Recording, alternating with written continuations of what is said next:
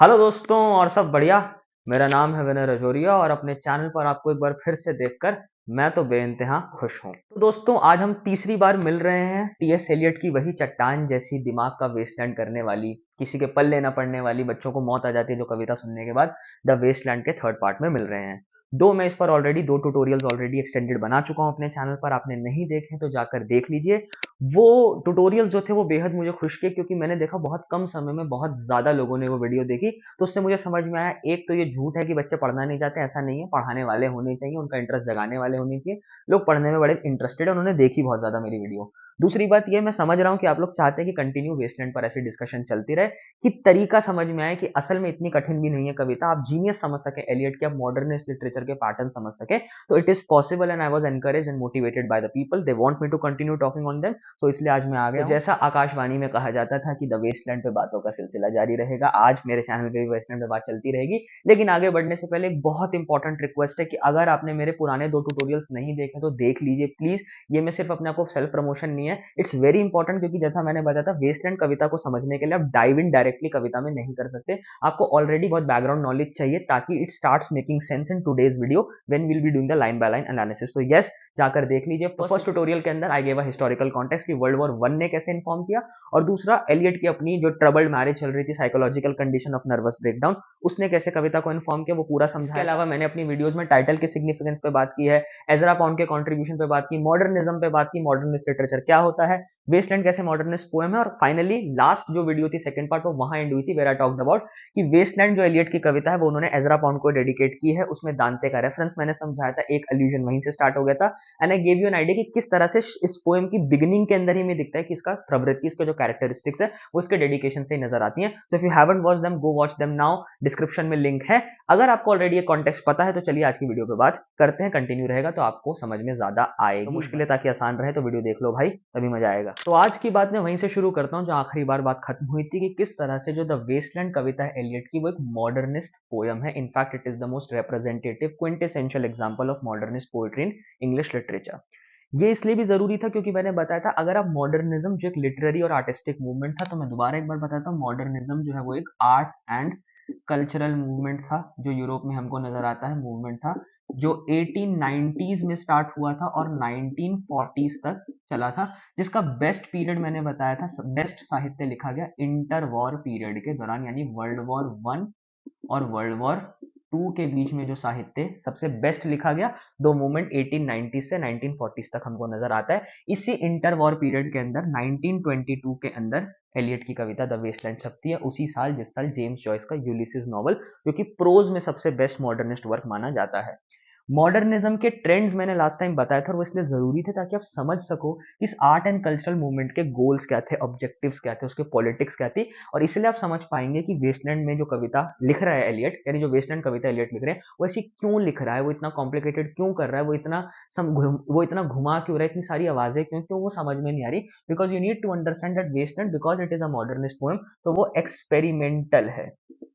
Experimentation आपको नजर आती है। एंड एक्सपेरिमेंटेशन किस तरह की, दोनों तरह की नजर आती है, यानी both in form of the poetry and in the content.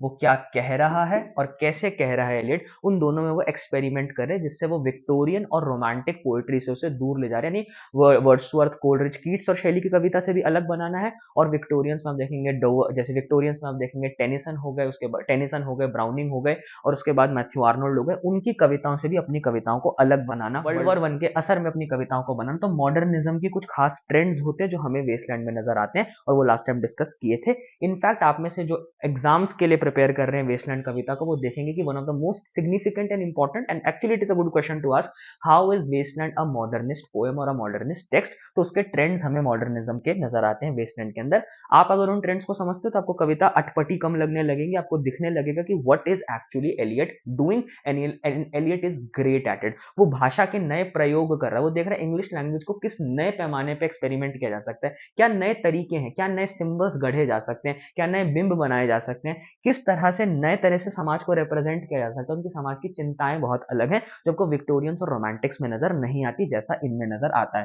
तो वेस्टलैंड को इसी कॉन्टेक्स्ट में आप समझेंगे तो you will find it more interesting, क्योंकि देखिए कोई भी साहित्य हो उसका एक टेक्स्ट होता है और एक कॉन्टेक्स्ट होता है। और प्रॉब्लम क्या होती है, लोग कविताओं को, साहित्य को आउट ऑफ कंटेक्स्ट पढ़ने लगते हैं, तो it makes even less sense to them, because Waste Land की जब मैं समझता हूँ स्टूडेंट्स क्यों नहीं पढ़ पाते, one of the reasons is because वो कंटेक्स्ट के बाहर पढ़ रहे हैं, वो रैंडमली पढ़ने लगते हैं and that's why doesn't make any sense. उनको लगता है भाई क्यों बोल रहे हो, ऐसा समझ नहीं आ रही है मेरे। उसका रीजन है कि आप कॉन्टेक्स्ट में देखिए, तो जो कॉन्टेक्स्ट आपके दिमाग में रहना चाहिए आज की बातों को समझने के लिए। अब मैंने कहा था पब्लिश 1922 में हुई थी कविता, और लास्ट टाइम मैंने बताया नहीं था पर बड़ी दिलचस्प बात है, इस कविता का इनिशियली नाम एलियट ने रखा था ही do the police in different voices. अब इसकी जगह उन्होंने फाइनली चेंज किया तो वेस्टलैंड बन गया। जो मैंने बताया था वेस्टलैंड काफी ज्यादा रिविजन से गुजरी है, बहुत एडिटिंग हुई है। उसमें एजरा पाउंड जो अमेरिकन पोएट थे, मैं एक बार जिक्र फिर कर देता हूँ क्योंकि एजरा पाउंड का इफेक्ट अभी आप आगे भी देखेंगे कविता के अंदर। तो एजरा पाउंड के रिवीजन के बाद आप देखते हैं कविता बहुत ज्यादा बदली, फाइनली अब ये बनी।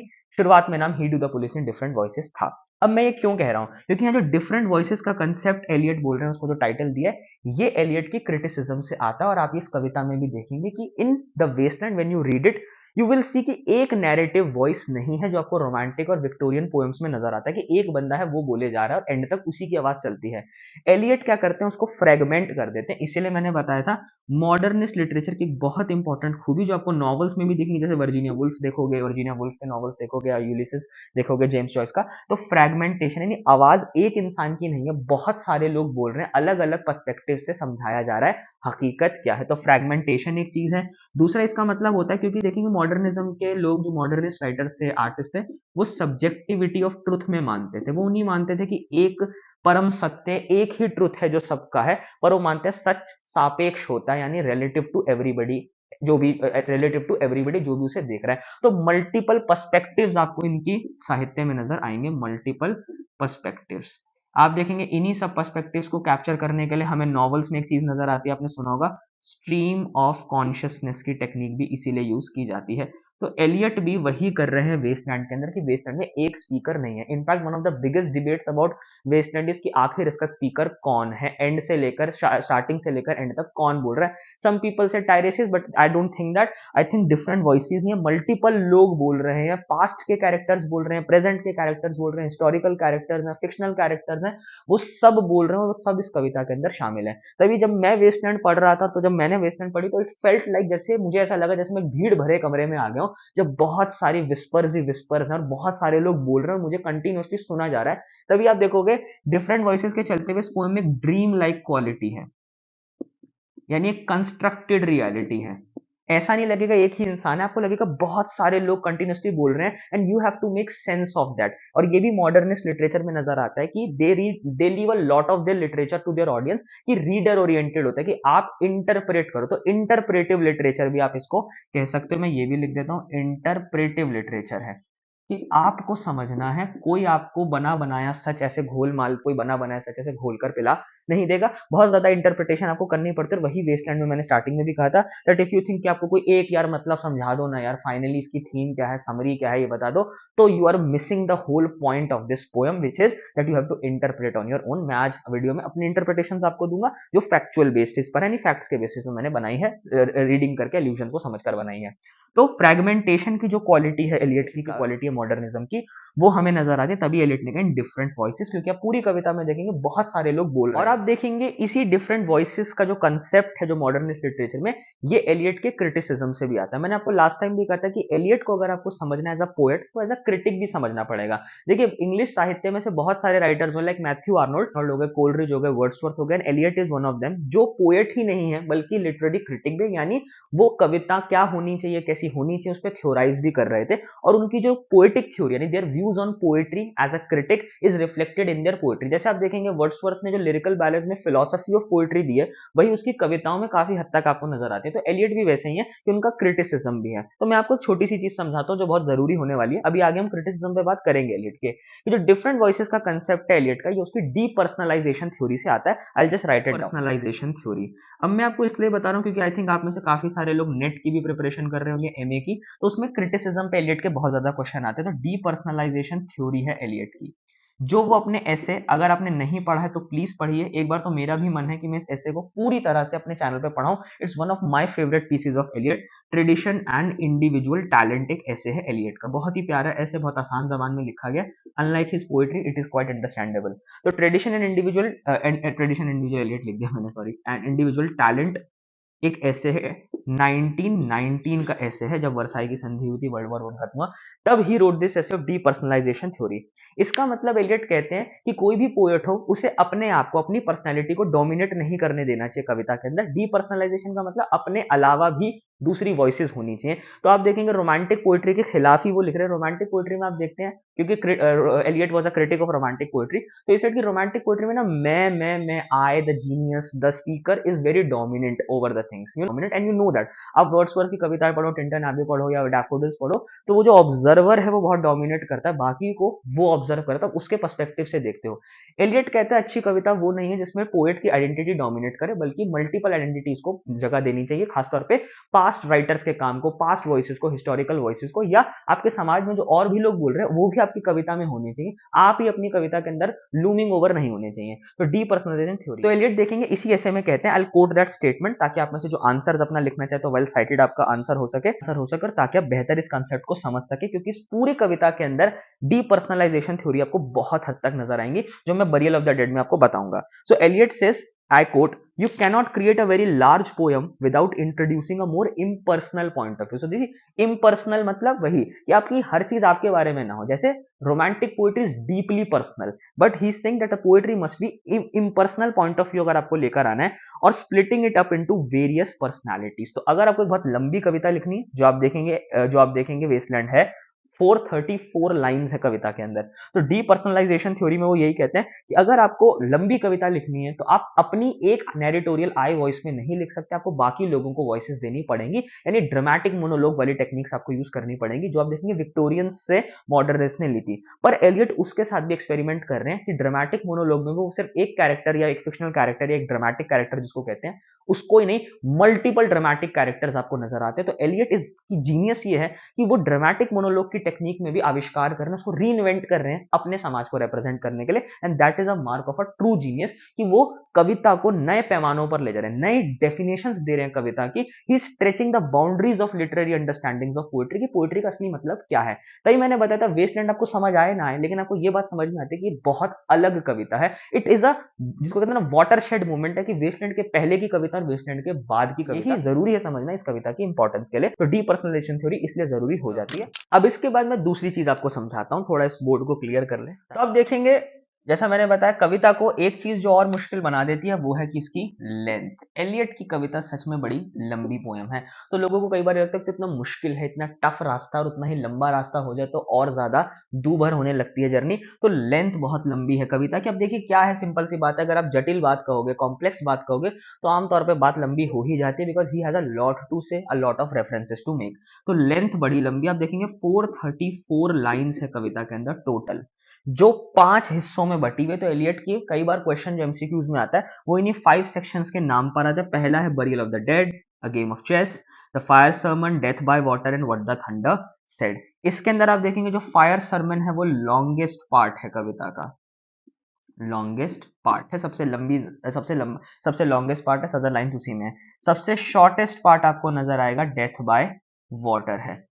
अब देखिए जो 5 सेक्शन है इसके अंदर से बरियल ऑफ द डेड पर आज मैं बात करूंगा, पहला एक सेक्शन, बाकी की जो वीडियोस आती रहेंगी उनमें बाकी सेक्शंस पे बात करेंगे। लेकिन मैं समझ सकता हूँ इतना डेंस है ये एक एक सेक्शन की, मुझे कम से कम आई थिंक 2 से 3 वीडियो बनानी पड़ेंगी एक एक सेक्शन पर आप निश्चिंत रहिए, मैं इसमें मुझे तो बड़ा मजा है, तो I will do it because I have interest in it. तो खैर 5 सेक्शन है। अब कई लोग क्वेश्चन ये करते हैं, बड़ा सिग्निफिकेंट क्वेश्चन है, क्या इन 5 सेक्शन जो है कविता का, इनका आपस में कोई लिंक है या नहीं। कई लोग मानते हैं कि ऐसा नहीं, और आप जब कविता पढ़ेंगे तो आप देखेंगे हाँ बहुत हद तक इन 5 सेक्शन के अंदर कोई आपसी कोई कनेक्शन, कोई लिंक नहीं है। अगर कोई लिंक है तो शायद थीम का है कि हाँ ये वर्ल्ड वॉर 1 के बाद के यूरोपियन समाज को, लंदन के शहर को, जो वेस्टलैंड यूरोप में बन गया, जो मोरल वैक्यूटी है, जो मॉडर्न दुनिया की जो एग्जिस्टेंस है, the meaninglessness, the existential condition of the world, वो इन 5 में एग्जिस्ट करता है। I think that is true कि हाँ एक थीमेटिक धरातल पर वो सेम आपको नजर आएगा, एक मूड या टोन के बेसिस पर नजर आएगा कि वो क्रिटिक कर रहे हैं मॉडर्निटी को। पर हाँ काफी हद तक आप देखेंगे इन 5 में कोई आपसी संबंध नहीं है, इट्स टोटली सेपरेट 5 पीसेज। आप 5 को अलग अलग भी पढ़ सकते हैं, कोई फर्क नहीं पड़ेगा। आप देखेंगे एक पार्ट, यानी अगर जो बरियल ऑफ द डेड है वो भी अपने आप में कनेक्टेड नहीं है, डिसकनेक्शन है सारे पार्ट्स में। तो ये जो डिसकनेक्शन है इसी को मैंने जो अभी बताया था फ्रैगमेंट्री है, फ्रैगमेंट्री है जो नेचर, यही चीज है। यानी आप देखेंगे फैला हुआ है, यानी एक कोलाज की तरह है, collage of images and symbols आपको नजर आएगा इसके अंदर। फैली हुई है बहुत सारी आवाजें, और आप देखेंगे एक सेक्शन के अंदर भी यूनिटी नहीं है। तो जो क्वेश्चन ऑफ कोहेरेंस आता है कि is it a coherent poem or not, so we'll see it is up to you, do you find the coherence or do you not. काफी हद तक आप देखेंगे जो इनकोहेरेंस है ये मॉडर्न दुनिया के बारे में, क्योंकि जो मॉडर्न दुनिया में सच है, रियलिटी है, वो अपने आप में इतनी फ्रेगमेंटेड है, इतनी टूटी हुई है, बिखरी हुई है कि हमें उन बिखरे हुए हिस्सों को जोड़कर, बिखरे हुए हिस्सों को साथ में लाकर ही हम कोई सेंस बना सकते हैं दुनिया की। तो आप देखेंगे एलियट की ये भी एक जीनियस ऑफ हिस्सा है, इस part of his modernist project, कि वो बता रहा है कि सच यूनिटरी नहीं है, सच सब्जेक्टिव है, फ्रेगमेंटेड है, ब्रोकन है। जो आप देखेंगे कविता में आएगा, I will show you a heap of broken images. तो हीप ऑफ ब्रोकन इमेजेस का जो फ्रेज है जो कविता में आपको वेस्टलैंड में नजर आता है, वो यही है कि सच की जो आवाजें हैं, जो सबका अपना अपना सच है, जो अपने अपने पर्सपेक्टिव्स हैं, उन सबको हम शामिल करेंगे, उन सबको हमने लिया है, उन सबको हमने जोड़ा है, आपस में साथ लेकर आए। हाँ, वो पूरी तरह से जुड़ा है नहीं जुड़ा एक अलग सवाल है, लेकिन yes, by juxtaposing these different perspectives we are creating a new version of reality, a more complicated reality। खास तौर पे वर्ल्ड वॉर 1 के बाद जब पास्ट सर्टेनिटीज जो थी, जो पुरानी चीजें, जिन चीजों पे भरोसा था, जिसके बारे में आप देखेंगे मैथ्यू आर्नोल्ड डोवर बीच में कहते हैं, the sea of faith was once too at the full and round earth shore lay like the folds of a bright bearded fold. यानी जिन पुरानी सी ऑफ फेथ, जिन बातों पे हमें आस्था थी, विश्वास था, वो चूर हो गए हैं। अब उस चूरे हुए सच के अंदर, उस बिखरे हुए सच को ही हमें समेटना पड़ेगा। उसे एलियट ने पांचों पार्ट्स में समेटा है, बल्कि हर एक पार्ट में भी बहुत सारे सच समेटे हुए हैं। तो मल्टीपल जो लेवल्स पे सच चल रहे हैं उनको हमें समझना पड़ेगा, जो इस कविता के इन पांचों हिस्सों में नजर आते हैं। And that's why I said whenever you start reading Waste Land, आपको मल्टीपल पर्सपेक्टिव नजर आएंगे। दैट इज व्हाई आपको समझना है कि दे, आप ऐसा मैं यहां लिख देता हूं, they not only reflect reality. जब कांच के टुकड़े हैं, वो सिर्फ रियलिटी को रिफ्लेक्ट नहीं कर रहे हैं, वो रिफ्रैक्ट भी कर रहे हैं। तो नए स्तर दुनिया को समझने के, सच के नए स्तर क्या हो सकते हैं, खासतौर पे ना सिर्फ आज में, पास्ट के पर्सपेक्टिव्स भी बार बार आते रहेंगे दूसरे साहित्यों के कंटेक्स्ट में। तो अगर मुझे कोई कहे कि आपको वेस्टलैंड की एक इमेज बनानी हो, तो वो एक कोलाज की इमेज होगी, जिसमें बहुत सारे कागजों को तोड़ तोड़कर अलग अलग इलाकों से, अलग अलग किताबों से, पुरानी किताबों से, नई किताबों से, अखबारों से, रोड पे पड़े हुए कूड़े से, हर जगह से जहां से आपको कतराने मिले, उन कतरनों को आपने एक जगह अरेंज कर दिया है। और उससे जो सच बन रहा, जो इमेज, जो बिंब, जो सिंबल बनता हुआ नजर आ रहा है, वही वेस्टलैंड है। कि हाँ, सच फ्रेगमेंटेड है, वही इनके 5 हिस्सों में नजर आता है। और आप देखेंगे इसी फ्रेगमेंट्री नेचर के बारे में वेस्टलैंड में ह्यूग केनर, एक 20वीं सदी के बहुत बड़े क्रिटिक, उन्होंने बहुत अच्छी एक स्टेटमेंट मुझे लगती है, and I love it and I think you can quote it in your answers. And he says and I quote, cities are built out of the ruins of previous cities. शहर, नए शहर पुराने शहरों के मलबे से बनते हैं। As the wasteland, Eliot's wasteland is built out of the remains of older poems। पुरानी कविताओं के मलबे से उनको काट छाट करके ही वेस्टलैंड कविता बनी है। ये एक अच्छा तरीका है समझने का कि कैसे पुरानी चीजों से नई चीजें बनती हैं, which is again comes from T.S. Eliot's criticism of tradition, of his engagement with the past, and how the modernists came to new terms with the past writers and past traditions and the history of their world। I hope दोस्तों आपको video अच्छी लगी हो, लेकिन आज हम इस video को यहीं कंक्लूड करेंगे। यार मैं आगे की वीडियो रिकॉर्ड कर चुका हूं, पर आप YouTube का एल्गोरिदम जानते हैं कि वीडियो लंबी होने लगती है तो लोग भी नहीं देखते, YouTube उसको प्रमोट नहीं करता। सो आई डिसाइडेड कि जो बाकी की बची हुई वीडियो है उसको मैं फोर्थ ट्यूटोरियल के तौर पर जल्दी अपने चैनल पर अपलोड करूंगा। अब तक की जितनी वीडियोस थी उससे आपको हिस्टोरिकल, पर्सनल, लिटरेरी कॉन्टेक्स्ट मिल गया, जो बहुत ही नेसेसरी है वेस्टलैंड को समझने के लिए, जैसा मैं बार बार अंडरलाइन कर रहा हूं। तो अब आप मेंटली इंटेलेक्चुअली तैयार है वेस्टलैंड कविता को पढ़ने के लिए, तो फोर्थ सेक्शन के अंदर हम डायरेक्टली फर्स्ट सेक्शन पर रीड करेंगे। आप लोग भी सोच रहे होंगे इतने टाइम से इतनी सारी चीजों पर बात हो रही है, कविता पर कब आएंगे, लेकिन आपको मैं बता चुका हूं, कविता ये ऐसी है कि इस पर पहले बहुत पढ़ना पड़ेगा तभी कविता को समझा जाएगा। लेकिन अब हम तैयार हैं पूरी तरह से कविता पे डायरेक्टली आने के लिए। तो अगली वीडियो के अंदर डायरेक्टली कविता पर आने वाले हैं, बरियल ऑफ द डेड। तो आप उस वीडियो का अपडेट मिस ना करें तो सब्सक्राइब कर लो यार चैनल को, and don't forget to press the bell icon, ताकि आपको नोटिफिकेशन आकर हम परेशान करते रहे। वीडियो जल्दी ही आएगी। और अगर आज की वीडियो अच्छी लगी और बाकी भी आप कंटेंट मेरा देख रहे हैं, क्योंकि मैं जानता हूं कि आप देख रहे हैं, क्योंकि 1 लाख से ज्यादा चैनल पर टोटल व्यूज चले गए, एंड यस 1000 सब्सक्राइबर्स हमारे क्रॉस कर गए। तो thanks to all of you जो भी मुझे सुन रहे हैं कंटिन्यूअसली 2024 में, और happy new year to all of you, ताकि 2025 में भी हम मिलते रहें, जुड़े रहें, ऐसे ही सीखते रहे बातों पर, चैनल पर बात चलती रहेगी साहित्य पर। इनफैक्ट आपने जितने भी मुझे सजेशंस दिए किताबों पर, मैं जल्दी जल्दी उन पर वीडियोस बनाने वाला हूं। तो ये बातों का सिलसिला ऐसे जारी रहे मेरे चैनल पर, 2025 में और ज्यादा हम लोग बात करते हैं। तो स्टे कनेक्टेड विद मी यार, I really love it when you motivate me to create all this content, and I love talking about literature, और आपकी ऐसे मोटिवेशन मिलती रहे। तो 2025 में भी हमारा बातों का सिलसिला जारी रहे। आपसे जल्दी ही मुलाकात होगी मेरे चैनल पर। तो I hope to see you next time.